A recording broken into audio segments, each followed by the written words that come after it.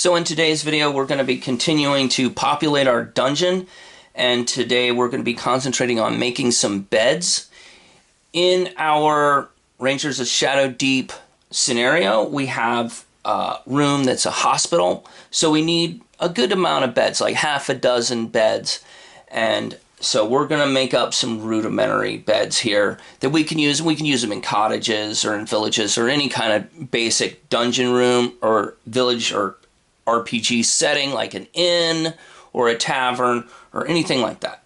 So the first thing we need is the bed frame, which is, I got this little piece of wood, and in a previous video I talked about some pre-generated wood scraps from the Woodpile Fun series, and this is one of the sizes. Is pre-cut, and this is I can't see it again. This is approximately 3/4 of an inch wide and 1.5 inches long.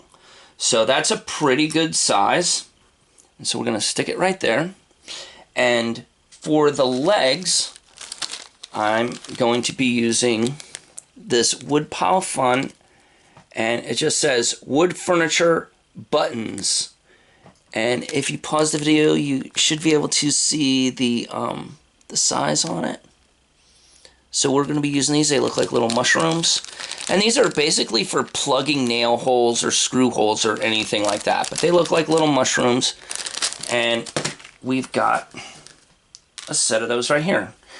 Now I would suggest you put the glue on the actual leg and then stick it down instead of trying to make 4 dots on the thing. So we're using our Elmer's Extreme here. And we're just going to put a little dot of glue and pop it on a corner. Just like that. We're going to do all 4 legs.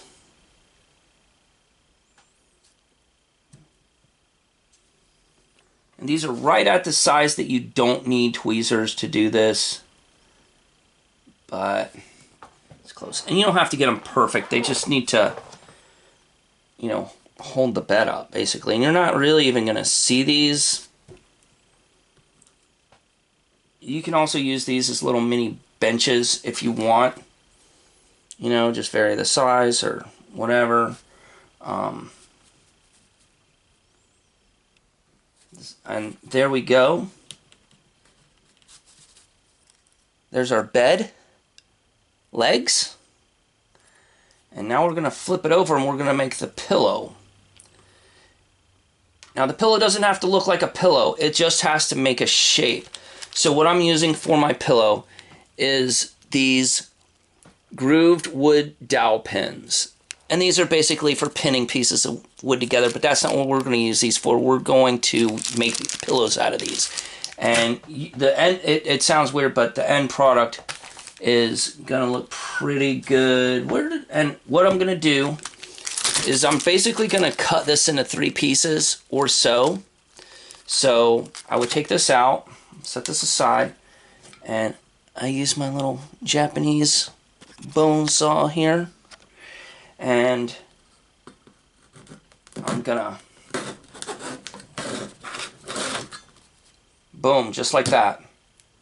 This one broke off a little bit, and it needs to be a little longer than this, but basically that's how easy it is to cut these. And then I have one pre-cut here already, and it's right here. And for this, I do suggest putting the glue on the actual bed frame first.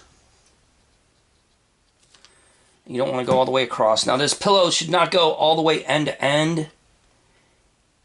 You should have like a little bit of a gap on either side. Now what we're going to do is we're going to put our blanket on. And for a blanket, I have this scarf here that I got at the dollar store. And the main thing you want to look for these is basically your weave. You should want to be able to see that weave. You don't want any microfiber. You don't want your weave to be too coarse, and you don't want your weave to be too fine where you can't see it. Now this is kind of thin. You can kind of see right through it. And but that's okay. I mean, it is what it is. And it's like I picked a pattern like this so that I don't have to paint it. You know, you can paint it if you want, but you know, I'm not gonna. I mean, it's called Dungeons and Dragons, not Dollhouses and Dragons. We're not going for super hyper realistic. This is a game piece for a game element, not really necessary. You don't have to blow people away with this stuff. This is background clutter. So a lot of people, you see a lot of these YouTube videos where they're making this stuff and it's like super hyper realistic, and it's like, you know, at the end of the day, people want to punch people in the face and take their stuff. They don't really, they're not that interested in, oh my gosh, look at the complete intricate detail on this stuff. So anyway, you know, it's better to just go ahead and make this stuff. And if it's not perfect, it shouldn't matter. It's like, it's background. Like, people see it at first, and then after 10 or 15 minutes of getting into rolling dice, people kind of ignore it. So we're gonna make this oversized. So I'm just gonna cut this, and I want a lot of extra on the edges. So I'm gonna cut this just like this, and then what I'm gonna do is I want to put a lot of glue on the top of my pillow, because this pillow is going to make the shape of a pillow. And then I'm going to smear some over here. I'm going to smear some. I'm going to avoid getting the edges of the corners so that I can handle it fairly well. So I'm going to get the edges of my bed here. Boop, boop, boop. And then I'm going to smear this along here, because we do want our pillow to lie semi-flat on our bed. Now I'm going to take my blanket and I'm going to put it over, and I'm going to smash it in. And then I'm going to smash it on the sides, smash it underneath, and I'm going to fold it under as best as I can here. I'm going to fold it under. Sometimes you have to use something. Come on. Use something to just kind of fold it. And we're going to set that to the side.